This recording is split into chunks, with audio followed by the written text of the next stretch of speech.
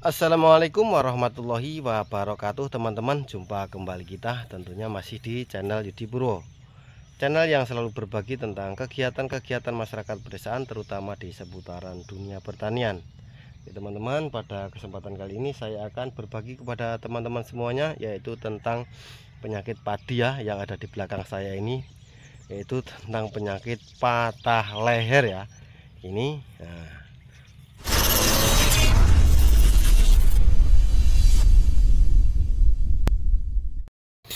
ini penampakan padi yang terserang patah leher ya teman-teman. Nah ini serangannya cukup luar biasa teman-teman ya, banyak sekali ya serangannya, ada 40 bahkan sampai 60% ini. Waduh, pokoknya luar biasa ya. Nah, jadi di sini padi ini di awal itu memang sudah ada serangan ya untuk penyakit kresek ya. Biasanya petani menyebutnya itu penyakit kresek atau hawar daun bakteri ya teman-teman, yang disebabkan oleh bakteri Xanthomonas oryzae ya.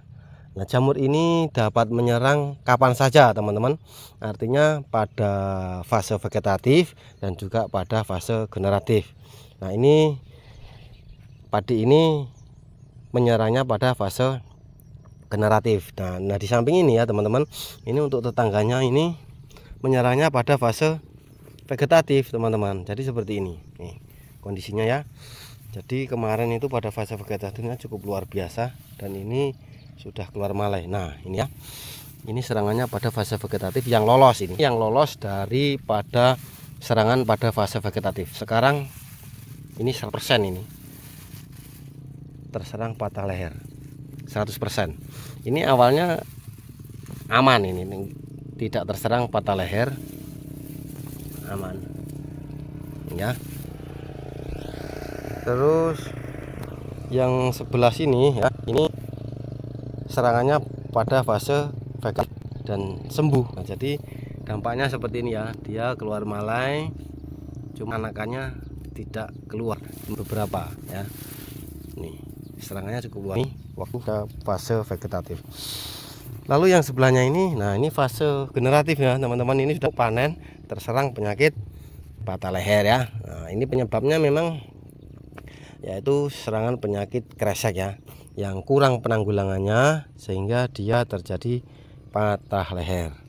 Adapun beberapa penyebab daripada penyakit ini ya teman-teman, diantaranya yaitu yang pertama itu bisa diakibatkan dari pembenihan ya teman-teman, dari pembenihan. Jadi pembenihannya itu memang sudah terinfeksi jamur atau bakterisida ini ya, jamur bakteri Xanthomonas ini.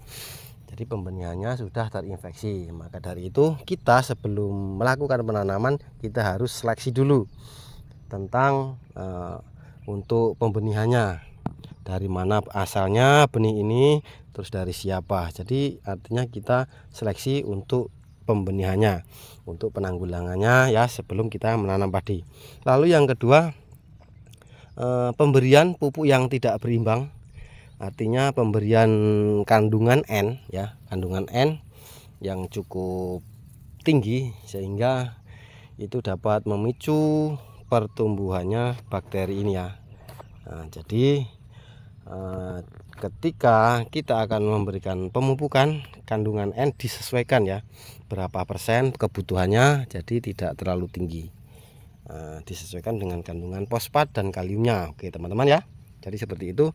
Lalu yang selanjutnya, curah hujan yang cukup tinggi, sehingga mengakibatkan kelembapan udara yang tinggi, itu akan mengakibatkan pertumbuhan bakteri ini ya, kelembapan udara yang cukup tinggi. Jadi ketika kita menanam padi di musim penghujan, tentunya kita harus waspada dengan kondisi alam ya, curah hujan yang cukup tinggi, artinya kita harus waspada untuk pencegahan penyakit ini, karena penyakit ini sering terjadi pada musim penghujan ya. Kita gunakan fungisida maupun bakterisida untuk mengendalikan penyakit hawar daun bakteri. Ya, banyak sekali ya tentunya teman-teman, yaitu diantaranya ya untuk pengendalian hawar daun bakteri itu seperti Targena ya, itu produk dari FMC.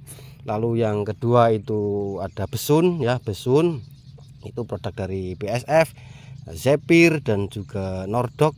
Pokoknya banyak sekali lah, Kuprokat dan sebagainya, itu banyak sekali. Nah, jadi teman-teman bisa menggunakan produk-produk sesuai dengan selera teman-teman semuanya untuk mengendalikan penyakit hawar daun bakteri.